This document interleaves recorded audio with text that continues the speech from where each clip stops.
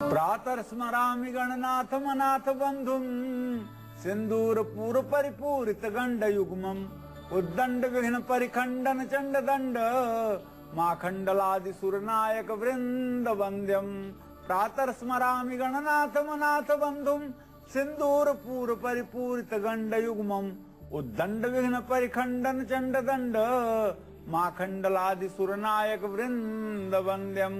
ओम गंगणपतये नमः। ओम गंगणपतये नमः। हर कार्य के शुभारंभ के अवसर पर यदि ओम गंगणपतये नमः इस मंत्र का जप करते हुए श्री गणेश का ध्यान कर लिया जाए तो निश्चित रूप से श्री गणेश उस कार्य को पूर्ण करते हैं और हर प्रकार के विघ्न बाधाओं का शमन होता है। इसमें कोई संदेह नहीं, यह सनातन मान्यता है। जी बहुत बहुत स्वागत है आपका। धन्यवाद। जी हाँ, ये बात बिल्कुल सच है कि किसी भी शुभ कार्य को यदि हम शुरू करते वक्त पंच देवों को याद करें, उनकी विधि विधान से पूजा करें तो उस कार्य में हमें करोड़ गुना फल मिलता है और कार्यों में आने वाली तमाम बाधाएं जो हैं वो दूर होती हैं। कौन है ये पंचदेव, क्या है पंचदेवों की महिमा और कैसे करनी चाहिए पंचदेवों की आराधना, यही आज कालचक्र में हम पंडित जी से जानेंगे। तो बने रहिए हमारे साथ, देखते रहिए कालचक्र। साथ ही साथ यदि आपका भी कोई सवाल है जिसका उत्तर पाना चाहते हैं तो तुरंत फोन करें नंबर पर जो कि 0120-460-2503 और 460-2504। साथ ही साथ हम आपको ये बता दें कि आप भी हमारे डायरेक्ट कॉलर बन सकते हैं। इसके लिए आपको हमारे डायरेक्ट नंबर पर कॉल करके अपना सवाल रिकॉर्ड कराना होगा। क्या है इसका तरीका, जानने के लिए देखते रहिए कालचक्र। और हमेशा की तरह चर्चा को शुरू करें उससे पहले आइए जान लेते हैं आज का शुभ मुहूर्त।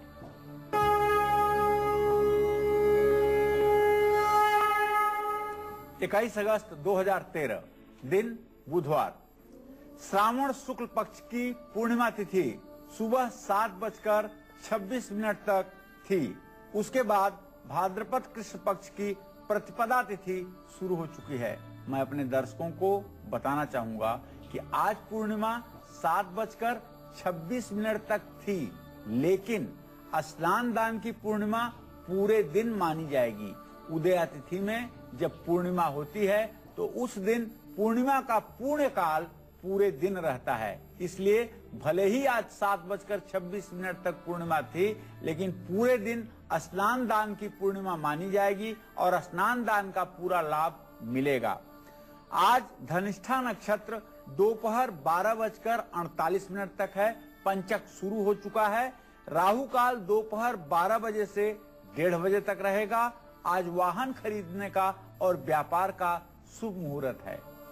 आइए सबसे पहले पंडित से जानते हैं पंच देवों की महिमा, साथ ही ये भी जानते हैं कि आखिरकार इनका हमारे जीवन से क्या संबंध है और शुभ कार्यों से जब हम शुभ कार्यों का आरंभ करते हैं तो उससे पहले इनकी पूजा क्यों की जानी चाहिए। पंडित जी, क्या महत्व है पंचदेवों का? देखिए, हमारे शास्त्रों में, हमारे पुराणों में और हमारे शास्त्रों में पंचदेवों की उपासना करने का एक शास्त्र सम्मत वैज्ञानिक विधान है। इसके विषय में मैं कहना चाहूंगा, आदित्यम गणनाथम च देवी रुद्रम च केशवम पंचदैवतमित्युक्तम सर्वकर्मेषु पूजये। कहने का तात्पर्य हमारी ये है, आदित्यम गणनाथम च, आदित्य अर्थात भगवान सूर्य, गणनाथ अर्थात भगवान गणेश, आदित्यम गणनाथम च, देवी अर्थात चंडी का कोई भी रूप, रुद्रम च केशवम, भगवान शिव और भगवान श्री हरि विष्णु, पंचदैवत मित्युक्तम, यही पंचदेवता कहे जाते हैं। सर्व कर्मेषु पूजयेत्, और सभी कर्मों में इनकी सर्वप्रथम पूजा की जाती है। पंचदेवों की उपासना का ब्रह्मांड के पंचभूतों के साथ संबंध है। आप कहेंगे कि ये पंचभूत क्या? तो क्षितिजल पावक गगन समीरा, क्षितिजल पावक गगन समीरा, 5 तत्व पंचभूत, पृथ्वी तत्व, जल तत्व, वायु तत्व, आकाश तत्व, ये 5 तत्व हैं।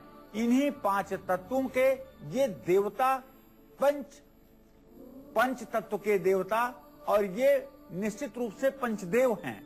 हर एक तत्व का हर एक देवता स्वामी है। घर में किसी भी शुभ कार्य से संबंधित यदि आपको कोई अनुष्ठान करना है, पूजा करना है, तो सबसे पहले पंचदेवों की उपासना आपको जरूर करनी पड़ती है। आप किसी अनुष्ठान में, किसी यज्ञ में या किसी बड़े से बड़े याज्ञिक कर्म में देखेंगे कि सर्वप्रथम पंचांग पूजा होती है।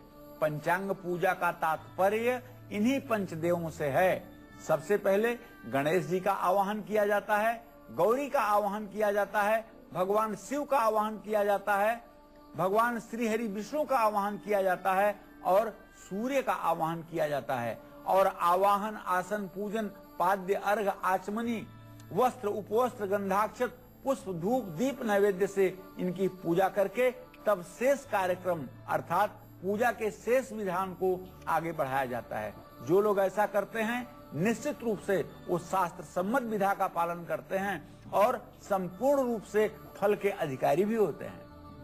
तो पंचदेव आखिरकार हैं कौन, क्या है इनका महत्व, पंचदेवों में से किस देव का संबंध किस तत्व से है, ये सब जानेंगे हम पंडित से थोड़ी देर में। लेकिन अभी दैनिक राशि फल की शुरुआत कर रहे हैं मेष राशि से। जानते हैं कि एरीज के लिए कैसा रहने वाला है आज का दिन।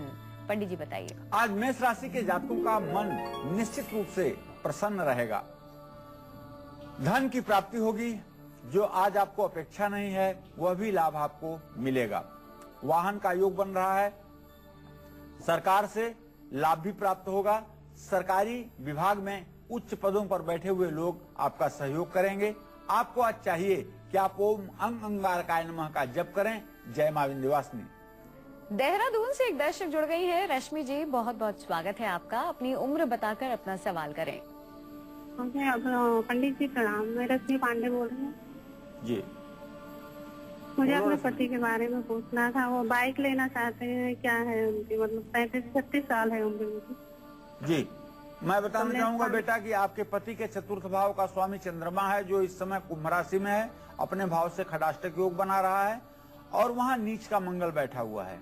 अगर 45 दिनों के बाद दिवाली के आसपास ये बाइक खरीदें तो ज्यादा अच्छा होगा, अभी खरीदना कम अच्छा होगा, इसमें कोई दो राय नहीं है।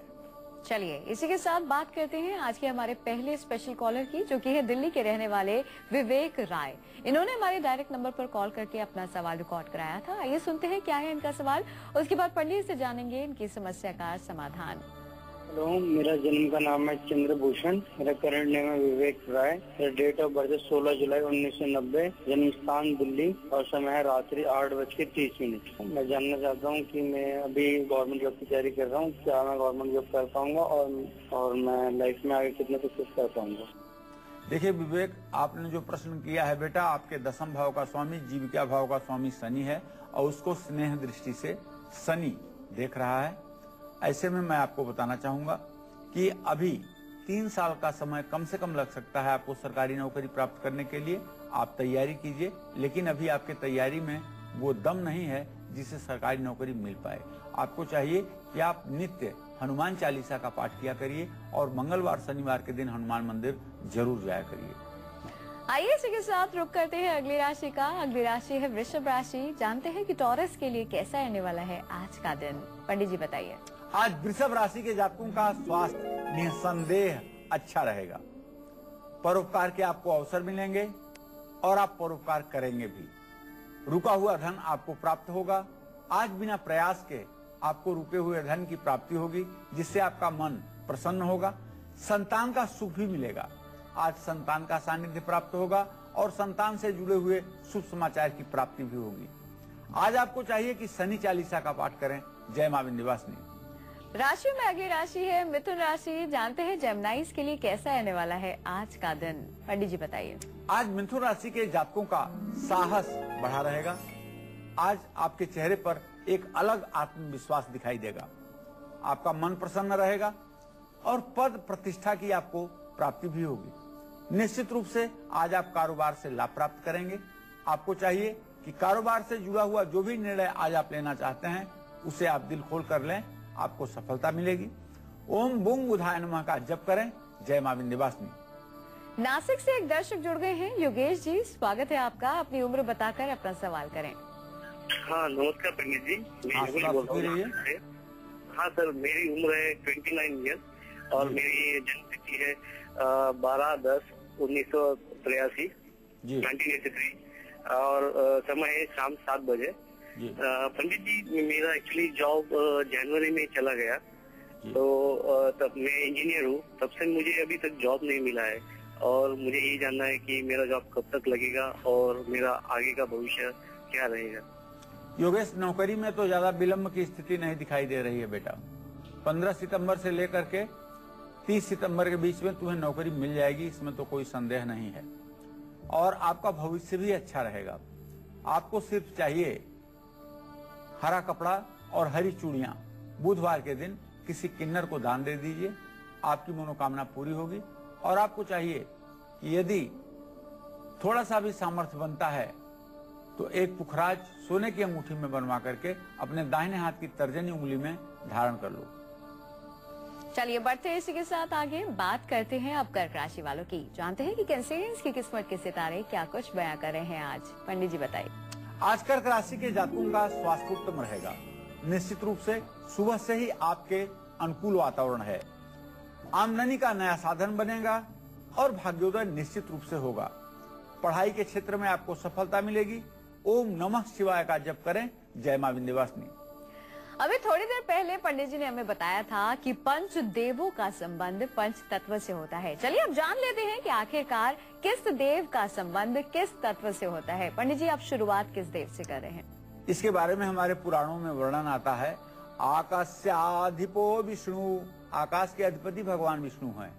रग्नश्चैव महेश्वरी, और अग्नि तत्व की मालकिन जो है वो देवी हैं। वायु सूर्य क्षितिरेशो, और वायु तत्व का स्वामी जो है वह सूर्य है। क्षितिरेशो, और आकाश तत्व का स्वामी भगवान श्री हरि विष्णु हैं। जीवनस्य गणाधिपः, और जल तत्व के स्वामी भगवान गणेश हैं।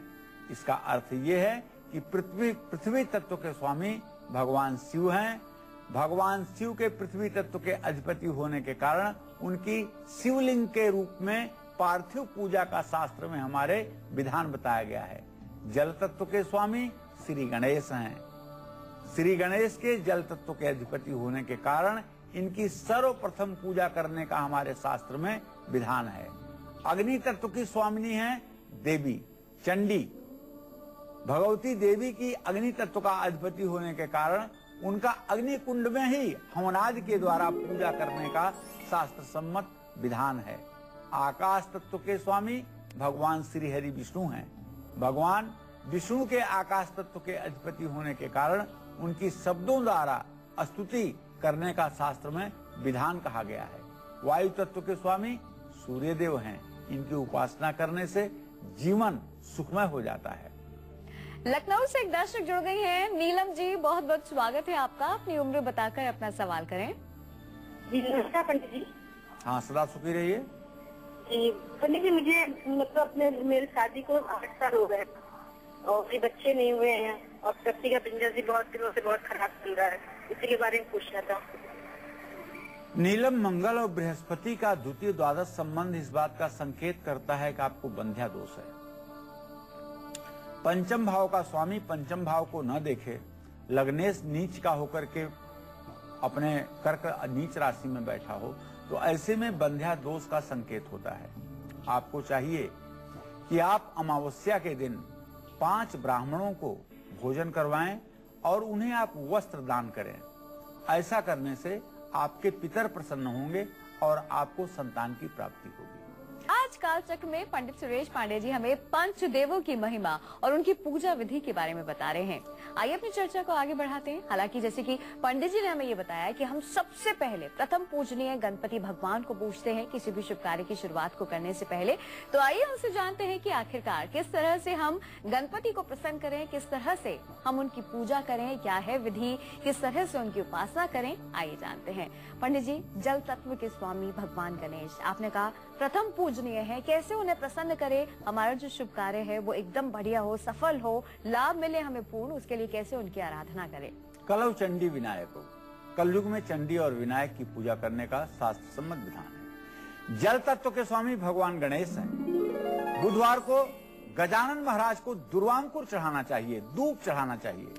गणेश प्रतिमा की 3 बार क्लॉकवाइज परिक्रमा करते हुए ओम गंग गणपतये नमः इस मंत्र का जप करना चाहिए। गणेश जी को मूंग के लड्डुओं का भोग लगाने से शुभ फल की प्राप्ति होती है। लेकिन मैं अपने दर्शकों को बताना चाहूंगा कि गणेश जी की उपासना करते समय आप तुलसी का बिल्कुल भी प्रयोग न करें। गणेश जी के ऊपर आप तुलसी न चढ़ाएं। भगवान गणेश को पीले फूल, पीले वस्त्र, लड्डू, जामुन और कपित्थ तैत बहुत प्रिय है। जो लोग इन वस्तुओं को भगवान गणेश को श्रद्धा के साथ अर्पित करते हैं, भगवान गणेश प्रसन्न होते हैं, रिद्धि सिद्धि उन्हें प्राप्त होती है और उनके जीवन में शुभ लाभ की स्थिति बनती है। तो ये आसान सी विधि अपनाइए और प्रसन्न कर लीजिए भगवान गणेश को। आइए इसी के साथ रुक करते हैं राशियों का। सबसे पहले अब बात कर लेते हैं सिंह राशि वालों की। जानते हैं कि लियोस के लिए कैसा रहने वाला है आज का दिन। पंडित जी बताइए। आज सिंह राशि के जातकों का मन निसंदेह प्रसन्न रहेगा। नई योजनाएं आपकी शुरू होंगी। आपके लंबित कार्य अब पूर्ण होने की स्थिति में आ जाएंगे। माता को शारीरिक कष्ट मिल सकता है, लेकिन आपको रिश्तेदारों से लाभ जरूर प्राप्त होगा।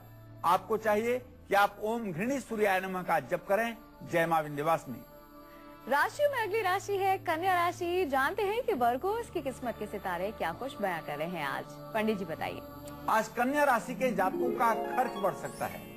आज व्यय की अधिकता रहेगी। कन्या राशि के जातकों के जीवन में स्वास्थ्य उत्तम रहेगा और निश्चित रूप से थोड़ा सा मानसिक तनाव की स्थिति आपको बन सकती है, इसलिए कि आपके शिक्षा में व्यवधान और कठिनाई आएगी। इस परेशानी से मुक्ति पाने के लिए आपको चाहिए कि ओम बुंग बुधाय नमः का जप करें। जय मां विंध्यवासिनी।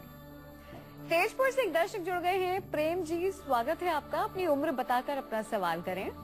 टीवी की वॉल्यूम बंद कीजिए। प्रेम जी, आप हमें सुन पा रहे हैं तो टीवी से दूर होकर बैठिए। अपनी उम्र बताकर अपना सवाल करिए। नमस्कार पंडित जी। हाँ, सदा सुखी रहिए। हाँ जी, मेरा जन्म 1986 का है। सवाल बोलिए। मेरा जन्म 1986 का है, मंगलवार को। क्या जानना चाहते हैं आप? हाँ जी, मेरा कुछ नौकरी के बारे में बता सकते हैं? नौकरी के बारे में? जी जी। देखिए प्रेम जी, आपने नौकरी के बारे में जो प्रश्न किया है तो मैं बताना चाहूंगा, कभी शीघ्र भविष्य में आपको नौकरी मिलने का योग नहीं बन रहा है। आपको नौकरी मिलेगी जरूर, लेकिन अक्टूबर नवंबर 2013 में आपको चाहिए कि बृहस्पतिवार को केले की जड़ पीले कपड़े में बांध करके अपने दाहिने हाथ पे धारण करें। इससे आपको नौकरी मिलने में सहायता मिलेगी। क्या है पंचदेवों की आराधना करने का सही तरीका? पंचदेवों की पूजा करते समय हमें किन बातों का रखना चाहिए ध्यान? साथ ही पंचदेवों को किन किन चीजों का भोग लगाकर हम अपने बिगड़े काम भी बना सकते हैं और पा सकते हैं पंचदेवों की कृपा? यही आज काल चक्र में पंडित जी हमें बता रहे हैं। तो बने रहिए हमारे साथ, देखते रहिए काल चक्र। भाई, पंचदेवों में से अब किस देवी और देवता की पूजा विधि के बारे में पंडित जी हमें बताने वाले हैं। आइए जान लेते हैं। पंडित जी, भगवान गणेश के बारे में तो आपने बता दिया, अब आप हमें किस देव के बारे में बताने वाले हैं? अब मैं आपको बताऊंगा देवाधिदेव महादेव के बारे में।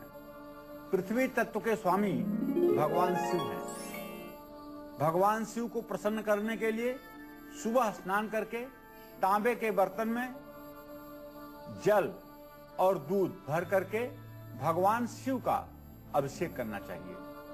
सबसे पहले भगवान शिव का अभिषेक करने के पहले 1 मिनट के लिए पूरब मुंह करके आप बैठ जाएं और एक ध्यान करें, आत्मा तुम गिरजामति। आपके शरीर की जो आत्मा है वो भगवान शिव का स्वरूप है, गिरजामती। और आपकी जो बुद्धि है वो माता पार्वती है। आत्मा तुम गिरजामती सहचरा। आपके शरीर से जो श्वास अंदर जा रही है वो नंदी आदि शिवगण हैं। प्राणा शरीरम गृह।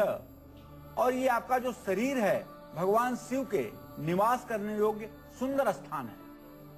संचारः पदयो प्रदक्षिण विधि। जितने कदम आप नित्य चलते हैं ये भगवान शिव की परिक्रमा है। स्त्रोतान सर्वागिरो। और जो कुछ भी आप जाने अनजाने में बोलते हैं वह भगवान शिव की उपासना का स्त्रोत है। यद कर्मम क्रियते तदखिलम। जो भी कर्म आपके द्वारा जाने अनजाने में होता है, सब भगवान शिव की आराधना का ही एक क्रम है। यह भाव अपने मन में बैठाते हुए आपको चाहिए कि भगवान शिव की आप आराधना करें। तांबे के बर्तन में जल और दूध लेकर के भगवान शिव का विधिवत ओम नमस्ते रुद्रमन्यवः उतोतं ईशवे नमः रुद्र सूक्त का पाठ करते हुए अभिषेक करें। शिवलिंग के पास बैठ करके शिव चालीसा का पाठ करें। रुद्राक्ष की माला पर ओम नमः शिवाय इस मंत्र का 108 बार जप अवश्य करें। भगवान शिव की उपासना में केतकी के फूल का भूल करके भी प्रयोग न करें। यह फूल भगवान शिव की उपासना में वर्जित है। भोलेनाथ को बेलपत्र, कमल के फूल, समी का फूल, भस्म, धतूरा और रुद्राक्ष बहुत प्रिय है। इन चीजों को आप भगवान शिव को समर्पित करने की कोशिश कीजिए। निश्चित रूप से भगवान शिव प्रसन्न होंगे, आपकी मनोकामना पूरी होगी। अग्नि तत्व की अधिष्ठात्री स्वामिनी मां दुर्गा हैं, मां भगवती हैं। मां भगवती का कोई भी रूप अग्नि तत्व का प्रतिनिधित्व करता है। मां भगवती की कृपा पाने के लिए दुर्गा मंदिर जाकर के या शिव मंदिर जाकर के गणेश जी पर भी जलाभिषेक करना चाहिए। माता का श्रृंगार करें और दुर्गा सप्तशती का पाठ करें। देवी त्वं भक्त सुलभे सर्व कार्य विधायनी कलौ ही कार्य सिद्ध्यर्थ उपायम ब्रूहि यत्नतः। कलयुग में सभी कार्यों की सिद्धि के लिए दुर्गा सप्तशती का पाठ करने का शास्त्रों में विधान कहा गया है। भगवती की आराधना करते समय दूब घास का प्रयोग बिल्कुल न करें। माता को लाल फूल और श्रृंगार की सामग्री चढ़ाने से हर मनोकामना पूरी होती है। मुक्तसर पंजाब से एक दर्शक जुड़ गए हैं। गुरु तेज जी, स्वागत है आपका। अपनी उम्र बताकर अपना सवाल करें। एक दर्शक जुड़ गई है सूरत से, मनाली जी, स्वागत है आपका। अपनी उम्र बताकर अपना सवाल करें मनाली। हाँ जी, नमस्ते पंडित जी। हाँ, मैं सूरत से बोल रही हूँ। हाँ, मेरी डेट ऑफ बर्थ है 26/4/1988 1988। मेरे को ये जानना था कि मेरी शादी का योग कब है और मैंने गवर्नमेंट एग्जाम कब से पास की हुई है। आई थिंक 1 साल हो गया है, लेकिन अभी तक उसका कुछ आया नहीं है। तो मेरे ये 2 चीज जाननी थी। देखो मनाली, तुम्हारे विवाह का योग सूर्य और शनि के कारण देखा जाएगा और सूर्य शनि की स्थिति तृतीय एकादश की है। शीघ्र भविष्य में तुम्हारे विवाह का योग बनेगा। 2014 में नवंबर और दिसंबर के महीने में पक्का है कि तुम्हारी शादी हो जाएगी। जहां तक नौकरी का प्रश्न है तो मैं आपको बताना चाहूंगा, बहुत विलंब की स्थिति नहीं है। मार्च अप्रैल तक आपकी नौकरी पक्की हो जाएगी और आप नौकरी ज्वाइन कर लेंगी और सुखी जीवन व्यतीत करेंगी। आपको चाहिए कि आपका जीवन हर समय सुखी रहे। इसके लिए शनिवार के दिन पीपल के पेड़ के नीचे सरसों के तेल का एक दिया शाम को जलाना चाहिए। इससे आपका सौभाग्य सदैव आपके साथ रहेगा और आप खुश, प्रसन्न और हर समय आनंदित रहेंगे। पंच तत्व में से आकाश तत्व के स्वामी विष्णु जी हैं, वायु तत्व के सूर्य देव हैं। सफलता पाने के लिए कैसे करनी चाहिए इन दोनों देवताओं की आराधना और क्या है इन देवताओं की सबसे प्रिय चीजें, ये जानेंगे थोड़ी देर में। लेकिन अभी बात कर लेते हैं तुला राशि वालों का आज का राशिफल। जानते हैं कि लिब्रंस के लिए कैसा रहने वाला है आज का दिन। पंडित जी बताइए। आज तुला राशि के जातकों का स्वास्थ्य निसंदेह अच्छा रहेगा। धन की प्राप्ति होगी। आज आपका धन भाव मजबूत है। आज आप यात्रा भी कर सकते हैं। अगर आज आप यात्रा करते हैं तो निश्चित रूप से आपका उद्देश्य पूरा होगा, मान सम्मान बढ़ेगा। ओम सुंग शुक्राय नमः का जप करें। जय मां विंध्यवासिनी। बढ़ते हैं वृश्चिक राशि की ओर। जानते हैं कि स्कॉर्पियंस के लिए कैसा रहने वाला है आज का दिन। पंडित जी बताइए। आज वृश्चिक राशि के जातकों का स्वास्थ्य उत्तम रहेगा, मन प्रसन्न रहेगा और आत्मविश्वास की वृद्धि होगी। कार्य में थोड़ी सी रुकावट आ सकती है, लेकिन यह रुकावट क्षणिक होगी। थकान आप महसूस करेंगे, लेकिन यदि आप विद्यार्थी हैं तो शिक्षा के क्षेत्र में आपको पूरी सफलता भी मिलेगी। आज आपको चाहिए कि हनुमान चालीसा का पाठ करें। जय मां विंध्यवासिनी। वृश्चिक के बाद बारी आ गई है धनु राशि की। जानते हैं सेजिटेरियंस के लिए कैसा रहने वाला है आज का दिन। पंडित जी बताइए। आज धनु राशि के जातकों का मन प्रसन्न रहेगा, शुभ समाचार की प्राप्ति होगी और घर में अतिथि का आगमन होगा। अधूरे काम आप पूरे कर पाएंगे। आज अधूरे कामों से आपको निजात मिलेगी। रिश्तेदारों से कुछ मुद्दों पर मतभेद हो सकता है, लेकिन आपके समस्याओं का समाधान भी दिखेगा। आज आपको चाहिए कि आप सूर्य को अर्घ्य दें। जय मां विंध्यवासिनी।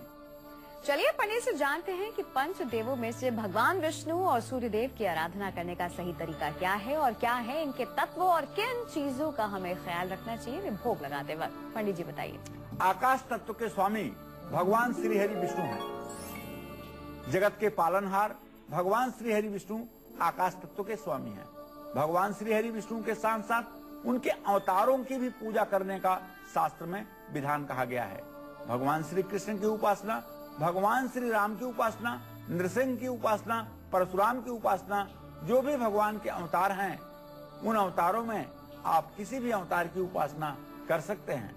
अगरबत्ती और पीले फूलों से भगवान श्री हरि विष्णु की उपासना करें। अगरबत्ती की जगह अगर आप धूप जलाएं तो ज्यादा अच्छा होगा। ओम नमो भगवते वासुदेवाय इस मंत्र को जपते हुए भगवान श्री हरि विष्णु की प्रतिमा की 4 परिक्रमा जरूर करें। विष्णु जी के मंदिर में खाली हाथ बिल्कुल कभी भी ना जाएं। भगवान श्री हरि विष्णु की उपासना में आपको चाहिए कि आप पीले वस्त्रों का और पीली चीजों का प्रयोग ज्यादा करें, लेकिन चावल का प्रयोग बिल्कुल न करें। भगवान श्री हरि विष्णु को अक्षत अर्थात साबुत दाने चावल के या चावल कभी नहीं चढ़ाया जाता है। ऐसा करने से नरक में जाना पड़ता है और दोष लगता है। भगवान श्री हरि विष्णु को तुलसी दल, चंदन की माला, हल्दी की माला और पंचामृत बहुत प्रिय है। इसी क्रम में आप जानें कि वायु तत्व के स्वामी भगवान सूर्य देव हैं। भगवान भास्कर वायु तत्व के स्वामी हैं। सूर्य देव की उपासना करते समय तांबे के बर्तन में जल लेकर के जल में चावल, लाल चंदन और लाल फूल डाल करके ओम घृणी सूर्याय नमः या ओम ब्रह्म स्वरूपिणे सूर्य देवाय नमः इस मंत्र का जप करते हुए 3 बार में जल गिराना चाहिए और 7 परिक्रमा करने की कोशिश करनी चाहिए। सूर्य की कृपा पाने के लिए रविवार का व्रत करें और सूर्य देव की आराधना करते समय नमक का प्रयोग बिल्कुल भी ना करें। सूर्य देव को लाल पुष्प, दूब घास और रोली बहुत प्रिय है। यह जो लोग उन्हें अर्घ में निवेदित करते हैं निश्चित रूप से उनकी मनोकामना पूरी होती है। आइए इसी के साथ बात करते हैं हमारी दूसरी स्पेशल कॉलर की, जो कि है गुजरात की रहने वाली निर्मला। इन्होंने हमारे डायरेक्ट नंबर पर कॉल करके अपना सवाल रिकॉर्ड कराया था। आइए सुनते हैं क्या है इनका सवाल, उसके बाद पंडित से जानेंगे इनकी समस्या का समाधान। जी, मेरा नाम निर्मला सुतार है। मैं गुजरात से बोल रही हूँ। मैं मेरे पति के बारे में जानना चाहती हूँ। उनकी उम्र है 27 साल। भविष्य के बारे में जानना चाहती हूँ। देखिए निर्मला जी, आपने अपने पति के भविष्य के बारे में पूछा है तो मैं बताऊं कि मंगल और बुध दोनों ग्रहों का बृहस्पति के साथ इत्तिसाल नहीं हो रहा है, बुध के साथ इत्तिसाल हो रहा है। अभी आपके पति का जीवन संघर्षमय है। अभी ये अपने जीवन में अस्थायित्व तो नहीं प्राप्त कर पा रहे हैं। आपको चाहिए कि आपके पति हर समय उन्नति को प्राप्त करते रहें। इसके लिए आप बृहस्पतिवार का व्रत करें, केला के पेड़ की पूजा करें। 16 बृहस्पतिवार व्रत रह करके यदि आप उद्यापन करेंगी तो आपके पति का भाग्योदय जरूर होगा। आइए इसी के साथ आपके इंतजार को खत्म करते हैं और अब बात करते हैं आपकी कुंडली की।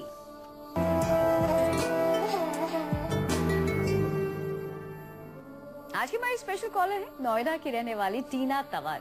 इनकी कुंडली इस वक्त हमारे पास है। आइए पंडित से जानते हैं कि इनका भाग्य क्या कुछ कहता है। पंडित जी क्या कहती है इनकी कुंडली? टीना का जन्म 15 अक्टूबर 1990 को 3:30 पर दोपहर में दिल्ली में हुआ। टीना की जन्म कुंडली कुंभ लग्न की है और इनके लग्न का शरीर भाव का स्वामी शनि एकादश भाव में धनु राशि में विराजमान है। लग्न पर उसकी पूरी दृष्टि है। इनके भाग्य स्थान का स्वामी शुक्र नीच का होकर के कन्या राशि में मृत्यु भाव में बैठा हुआ है जो निर्भाग्य योग बना रहा है। इनकी कुंडली में चंद्रमा सिंह राशि में बैठ करके 7वें भाव में बैठ करके लग्न को पूर्ण दृष्टि से देख रहा है। मंगल इनकी कुंडली के 4थे भाव में होने से इन्हें मांगलिक भी बना रहा है। तो एक तो मैं बताना चाहूंगा कि आपको मांगलिक वर्ष से ही विवाह करने की बात सोचनी चाहिए। दूसरी बात बताना चाहूंगा कि शुक्र आपका निर्भाग्य योग बना रहा है। इसके लिए आपको दुर्गा जी की उपासना करनी चाहिए, विंध्येश्वरी चालीसा का पाठ करना चाहिए और अगर हो सके तो ओपल का लॉकेट 10 से 12 रत्ती का चांदी में बनवाकर आपको अपने गले में धारण करना चाहिए, क्योंकि आपके स्वास्थ्य में गिरावट और करियर में परेशानी की संभावनाएं दिखाई दे रही हैं। चंद्रमा में केतु का अंतर चल रहा है, मन बहुत ज्यादा बेचैन और परेशान है। इस परेशानी से बचने के लिए आपको भगवान शिव के मंदिर जाकर के जलाभिषेक भी करना चाहिए। चलिए बिना वक्त गवाए बात कर लेते हैं मकर राशि वालों के आज के राशिफल की। जानते हैं कैप्रिकॉर्न्स के लिए कैसा रहने वाला है आज का दिन। पंडित जी बताइए। आज मकर राशि के जातकों के जीवन में धन की वृद्धि होगी, स्वास्थ्य सामान्य रहेगा। आज आपको क्रोध बढ़ सकता है, अकारण आपको गुस्सा आएगा। इसके लिए आपको चाहिए कि आप पानी का प्रयोग आज ज्यादा करें। वाहन का सुख आपको प्राप्त होगा। शनिदेव की उपासना करें। जय मां विंध्यवासिनी। बढ़ रहे अगली राशि की ओर। अगली राशि है कुंभ राशि। जानते हैं एक्वेरियस के लिए कैसा रहने वाला है आज का दिन। पंडित जी बताइए। आज कुंभ राशि के जातकों को परिवार का सुख मिलेगा। आज परिवार के साथ रहने का आपको अवसर मिलेगा और आपके भाई बहनों से आपकी मुलाकात होगी। भाई का आपके भाग्योदय होगा। निश्चित रूप से आपका स्वास्थ्य भी अच्छा रहेगा। अगर आप एक्सपोर्ट इंपोर्ट से जुड़ा कोई काम करते हैं तो निश्चित रूप से आज का दिन आपके लिए लाभकारी है। हनुमान चालीसा का पाठ करें। जय मां विंध्यवासिनी। राशि में अंतिम राशि है मीन राशि। जानते हैं कि पाइसेस के लिए कैसा रहने वाला है आज का दिन। पंडित जी बताइए। आज मीन राशि के जातकों को धन की प्राप्ति होगी।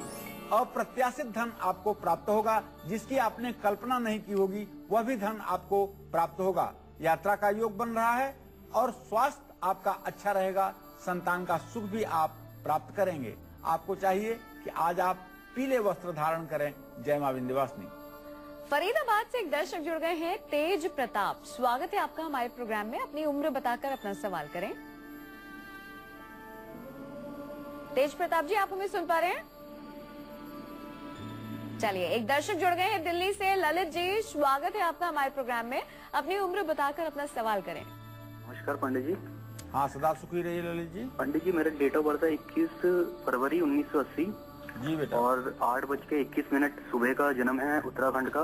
जी जी। पंडित जी, पूछना चाहता हूँ, एक तो मेरी शादी कब तक हो जाएगी और एक जॉब का कैसा रहेगा मेरा? ललित, जहाँ तक विवाह का प्रश्न है तो मंगल और शुक्र की अब स्थिति जो बन रही है उसके आधार पे तो मैं ये कह सकता हूँ 2-3 महीने के अंदर विवाह तय हो जाएगा, इसमें कोई संदेह नहीं है।